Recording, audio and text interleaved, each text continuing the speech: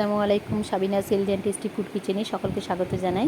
আজ আমি mutton biryani recipe নিয়ে এসেছি। খুব সহজ পদ্ধতিতে আমি বাড়িতে মাটন বিরিয়ানি বানাবো এবং এটা একটু অন্য পদ্ধতিতে বানাবো। আগে আমি মাটন বিরিয়ানি রেসিপি দিয়েছি, সেটা মাটন কাচ্চি বিরিয়ানি ছিল। এটা আমি মাটনটাকে রান্না করে বিরিয়ানি বানাবো। এখানে দেখুন ইন্ডাকশানে আমি একটি কুকার নিয়ে নিয়েছি। মাটনটাকে প্রথমে আমি ভালো করে প্রেসার কুকারে বয়েল করে সেটা কষিয়ে রান্না করে নেবো। এইভাবে দেখুন মাটনের পিসগুলো নিয়েছি, বোন সহই নিয়েছি, আর এটাতে কিন্তু প্রচুর চর্বি আছে, এই কারণে মাটনটা কিন্তু তেল কম দেবো আমি। এখানে দুটো বড় সাইজের পেঁয়াজ যেগুলো টুকরো করে নিয়েছি, আর দিচ্ছি আদা রসুনের পেস্ট 2 চামচ, বড় চামচের 2 চামচ আদা রসুনের পেস্ট কিন্তু দিতে হবে।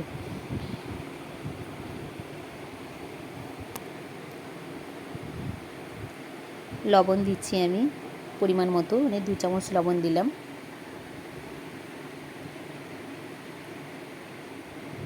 এরপরে দেবো গুঁড়ো মশলা। হলুদ গুঁড়ো দিচ্ছি 1 চামচ। বিরিয়ানিতে হলুদ সচরাচর দেওয়া হয় না, তবু আমি 1 চামচ দিই। আর দিচ্ছি লঙ্কার গুঁড়ো 2 চামচ, শুকনো লঙ্কার গুঁড়ো। আর জিরে আর ধনের গুঁড়ো দিচ্ছি 3 চামচ। আমি খুব স্পাইসি বানাবো না, এর জন্য মশলাটা কম কম করেই দিচ্ছি। এরপরে দিচ্ছি গোটা গরম মশলা, এলাচ, দারচিনি, লবঙ্গ আর গোলমরিচ। এগুলো আমি থেতো করে নিয়ে মানে ক্রাশ করে নেবো, তারপরেই দেবো। 2টো তেজপাতা আর সরিষার তেল দিচ্ছি। দেখুন তেল খুব কম পরিমাণে দিচ্ছি। তেল আর মশলা আমরা একটু কমই খাই, তাই কম করেই আমি তেল দিয়েছি। মাত্র 50 গ্রাম আমি তেল দিলাম। এবার এটা ভালো করে মিক্স করে নেবো। আমি এরকম করেই মাটনটা রান্না করব, এতে কিন্তু টেস্টটা খুব ভালো হয়। আর এবারে আমি প্রেসার কুকারের ঢাকনাটা বন্ধ করে দিয়ে এটাতে বেশ কয়েকটা সিটি দিয়ে দেবো। 15 মিনিটের মতো আমি এটা বয়েল করলাম। দেখুন অনেকগুলোই সিটি দিয়েছে। মিনিমাম 10টা সিটি দিতেই হবে, তাছাড়া আপনার মাটন কিন্তু সেদ্ধ হবে না।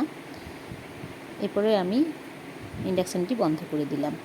কড়াইতে আমি জল নিয়ে নিচ্ছি, কারণ আমি এবার ভাতটা, যেটা রাইস, বাসমতি রাইস, সেটা রান্না করব। আমি এখানে কিন্তু ভাতটা থেকে জল ঝরিয়ে নেব। এই জন্য প্রথমেই আমি কড়াইতে জল দিয়ে দিলাম, আর এতে দেবো সামান্য ভেজিটেবল অয়েল। 3 থেকে 4 চামচ ভেজিটেবল অয়েল দিয়ে দেবেন। এতে ভাতটা বেশ ঝরা ঝরা হবে, গায়ে গায়ে লেগে যাবে না।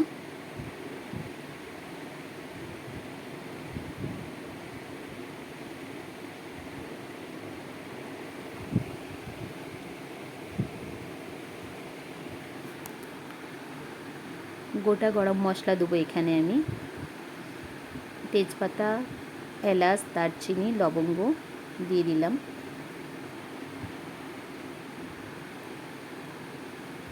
এবার দেবো লবণ। এখানে আমি 2 চামচ ভর্তি লবণ দিচ্ছি। লবণটা কিন্তু আপনারা দেখে নেবেন, তা না হলে ভাতে লবণটা কম হয়ে গেলে বিরিয়ানির টেস্টটাই কিন্তু খারাপ হয়ে যাবে। এরপর আমি এটাকে কিছুক্ষণ ঢাকনা দিয়ে রেখেছি, তাহলে জলটা ফুটে যাবে। দেখুন জলটা ফুটে গেছে। আমি এরপর বাসমতি রাইস, যেগুলো আমি ধুয়ে নিয়েছি, শুধুমাত্র ধুয়ে নিয়েছি, সেটাকে এবার আমি এই ফুটন্ত জলেতে দিয়ে দিলাম। দিয়ে আমি এটাকে বয়েল করব। এটা 1/3 পরিমাণ আমি ভাতটা রান্না করব, কারণ পুরোটা রান্না করব না। এটা যখন আমি সেজে এটা দমে দেবো, তখন কিন্তু এটা ভালোভাবে কুক হয়ে যাবে। এখন আমি এটা আধ সেদ্ধ থেকে একটু বেশি পরিমাণে সেদ্ধ করে নেব। গ্যাসের ফ্লেমটা বাড়িয়ে আমি এটা নাড়তে থাকবো, আর কিছুক্ষণের মধ্যেই ভাত সেদ্ধ হয়ে যাবে, কারণ বাসমতি রাইস রান্না করতে বেশি সময় লাগে না।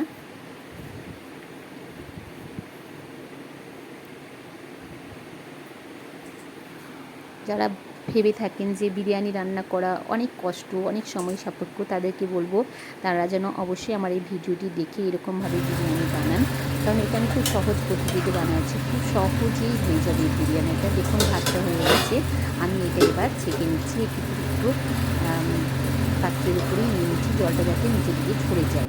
এভাবে সমস্ত ভাতটাকে আমি 2টি পাত্রেতে এরকমভাবে ছেঁকে রেখে দেবো।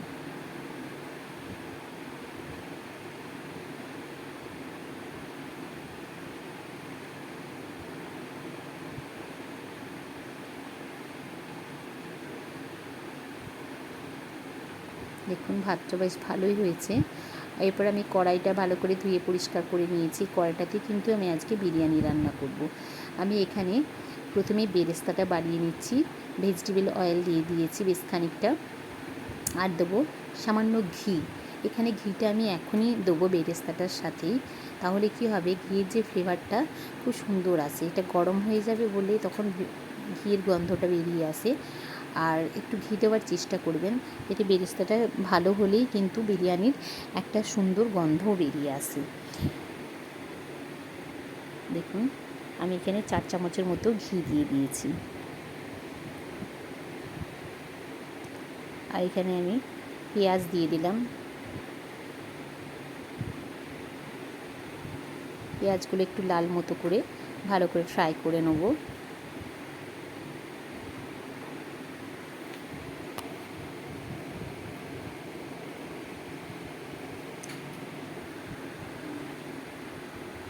পেঁয়াজটা দেখুন লাল হয়ে এসছে। এরপর আস্তে আস্তে আমি এটা ছান্তার সাহায্যে তুলে নেব। এরকমভাবে বিরিয়ানি বানালে কিন্তু 1-1.5 ঘন্টার মধ্যেই ভালোভাবে রান্না হয়ে যাবে বিরিয়ানি। বাড়িতে কোনো হঠাৎ করে গেস্ট চলে এলেও কিন্তু আপনি এরকম বিরিয়ানি রান্না করে খাওয়াতে পারবেন। খুব কম সময় লাগে এবং কম উপকরণও আমি এমন কিছু দেবো না যাতে আমাদের দর্শক বন্ধুদের বানাতে অসুবিধা হয়। অনেকে অনেক কিছু ইনগ্রেডিয়েন্টস দেখে কিন্তু ঘাবড়ে যান যে বিরিয়ানি কী করে বানাবো। তাই আমি এই মাটন বিরিয়ানি রেসিপিটা নিয়ে এসেছি খুব সহজ পদ্ধতিতে বানানোর জন্য। বেরেস্তাটা রেখে দিয়েছি। এদিকে দেখুন ইন্ডাকশানে যে কুকারটা ছিল ওটা এবার অটোমেটিক্যালি খোলা যাচ্ছে। আমি এবার এটাতে দেখে নেবো মাটনটার কী অবস্থায় আছে। মাটনটা দেখুন জল আছে সামান্য। এরপর আমি গ্যাস স্টোভটা অন করে দিয়েছি এবং এটা নাড়তে নাড়তে আমি পুরো জলটাকে মেরে ফেলবো আর কষা হয়ে যাবে খুব সুন্দর। আশা করছি এগুলো খুব ভালোভাবে সেদ্ধ হয়ে গেছে মাটনটা। তবুও আমি একটি স্পুনের সাহায্যে চেক করে নিচ্ছি, হ্যাঁ ভালোভাবেই সেদ্ধ হয়ে গেছে। তবু যে জলটা আছে আমি যখন এটা নাড়চাড় করব তখনই কিন্তু এটা সেদ্ধ হয়ে যাবে। পুরো জলটা কিন্তু এই ফোটাতে হবে, একটু জল রাখা চলবে না। এরপরে আমি দেখুন ভাতগুলো ঠান্ডা করে নিয়েছি, একটা লেয়ার দিয়ে দিয়েছি কড়াইতে। আমি কড়াইটাতে কিন্তু দমে বসাবো। আমি এখানে বেশি পাত্রও নিচ্ছি না। এখানে এভারেস্টের আমি রেডিমেড বিরিয়ানির যে মশলা সেটাই নিয়ে নিয়েছি। আমি এটাতে ভালো রান্না হয়। দেখুন ভাতের উপরে চড়িয়ে দিলাম।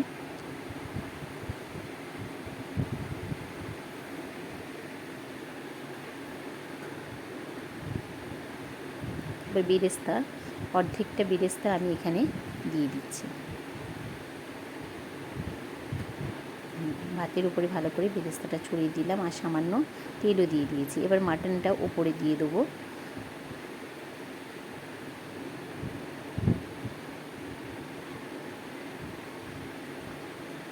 আলুগুলোও দিয়ে দিচ্ছি। আলু আমি এখানে ভেজে রেখেছিলাম, মিডিয়াম সাইজের 2-3টে আলু আমি ভেজে নিয়েছিলাম, সেই আলুগুলোই দিয়ে দিচ্ছি ওপরে।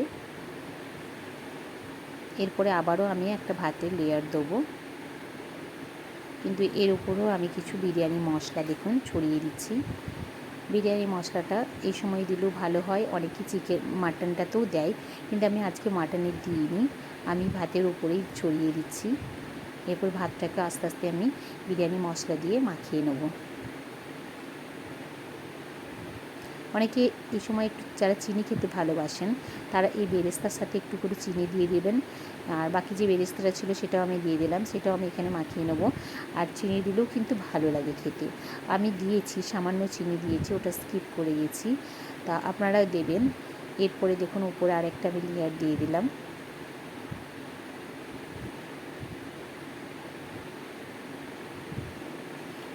দেখুন বিরিয়ানির দমে বসানোর জন্য প্রায় অনেকটাই রেডি হয়ে গেছে। এরপর আমি দেবো জাফরানওয়ালা দুধ।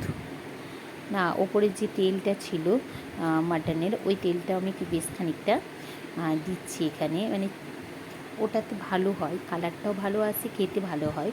আমি তো এখানে তেল কোনো রকম ভেজিটেবল অয়েলটা খুব কমই দিয়েছি, তার জন্যই ওই তেলটা আমি দিলাম। এখানে দেখুন আতর দিচ্ছি, মিঠা আতর সামান্য, এরকম একটা মিঠা আতর, সেটা আমি প্রথমে দুধে দিয়ে দেবো। 2-3 ফোঁটা দেবো, বেশি দেবো না, 2 থেকে 3 ফোঁটা, বেশি দেবেন না তাহলে গন্ধ হয়ে যাবে। আর দেবো কেওড়া বাটার, কেওড়া এসেন্স এটা দেবেন। এটা দিলে কিন্তু বিরিয়ানি সুন্দর একটা ফ্লেভার আসে, খেতেও খুব ভালো হয়। 2-4 ফোঁটাই দেবো, অল্পই দেবো। এবার দুধটা আমি পুরোটা এখানে দিয়ে দিলাম। আর দেবো কেশর, জাফরান, এটা আপনারা দিতেও পারেন, নাও দিতে পারেন, অপশনাল। আমার এটা বাড়িতে আনা থাকে বলেই কিন্তু আমি এটা ব্যবহার করি, আর আমার ভালো লাগে টেস্টটা, জাফরানের টেস্টটা খুবই ভালো লাগে। আর এটা আমি দেবো গরম দুধের উপরেতে, এটাতে একটু কালারও হবে, তার জন্যই আমি কিন্তু এই জাফরানটা দিচ্ছি, আর এটা একটা ফ্লেভারও আসে। তো আপনাদের বাড়িতে জাফরান থাকলে তবেই দেবেন, তা না হলে দেওয়ার দরকার নেই। দেখুন গরম দুধের উপর দিয়ে দিয়েছি, এটা কোনো রঙ ছেড়ে দিয়েছে, হলুদ মতন হবে। এটা আমি এবার চামচের সাহায্যে একটু মিক্স করে নেব, তার উপর ভাতটার উপরে দিয়ে দেবো। আমি এখানে 2 কাপ পরিমাণ দুধ ব্যবহার করলাম। দুধটা কিন্তু অবশ্যই দেবেন, এই দুধটা কিন্তু গরম করা আছে। গরম করা দুধই আমি দিচ্ছি, দেখুন চারদিকে ছড়িয়ে দিচ্ছি। এতে জাফরানের যে কালারটাতে, এতে ভাতটাতে সুন্দর একটা কালারও চলে আসবে। আমি এখানে ফুড কালার দিচ্ছি না, জাফরান ব্যবহার করছি। ঢাকনা দিয়ে এটা আমি দমে বসিয়ে দেবো। গ্যাসের উপর দমে রেখে দিয়েছি। 30 মিনিট পর আমি ফিরে এলাম। দেখুন গ্যাসের ফ্লেমটা কিন্তু কমিয়ে রেখেছিলাম, ওপর দিয়ে ভাপ উঠে গেছে, আর কি সুন্দর ঝরঝরে বিরিয়ানিও রেডি হয়ে গেছে। এটা আমি এবার সার্ভ করব। দেখতে খুবই ভালো হয়েছে। দেখুন আমি এটা সার্ভ করেছি। আশা করছি খেতেও ভালো হবে। আমি একটু টেস্ট করে দেখছি। দেখুন আগে দেখবো মটনটা কীরকম সিদ্ধ হয়েছে, খুব সুন্দর সিদ্ধ হয়েছে। দেখুন খেতে খুব ভালো হবে আশা করছি। ভাতগুলোও কি সুন্দর গোটা গোটা আছে, খেতে অসম্ভব টেস্টি হয়েছে, আর এত মজার হয়েছে না, আপনাদেরকে আমি বলে বোঝাতে পারবো না। আর মাটনগুলো দেখুন কি সুন্দর সেদ্ধও হয়েছে আর গোটা গোটা আছে। তাই আমার এই ভিডিওটি যারা দেখছেন তাদেরকে অসংখ্য ধন্যবাদ। আমার ভিডিওতে লাইক দেবেন, শেয়ার করবেন।